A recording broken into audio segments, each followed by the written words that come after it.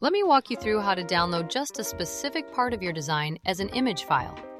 This is perfect when you don't need the entire canvas, just certain elements. First, we'll choose which part of your design you want to save. Go ahead and select the elements or area you'd like to download.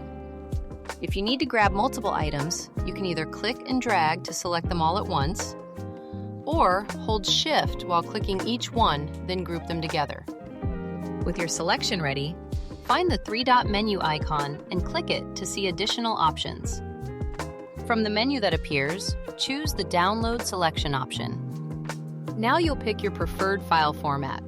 Whether you need a PNG, JPEG, or another type, just click on the format that works best for you. Finally, hit the Download button to save your selected image to your device. Perfect! Your image has been downloaded and is ready to use wherever you need it. And that's all there is to it. You now know how to export specific parts of your designs instead of the whole canvas. Feel free to run through this again anytime you need a refresher.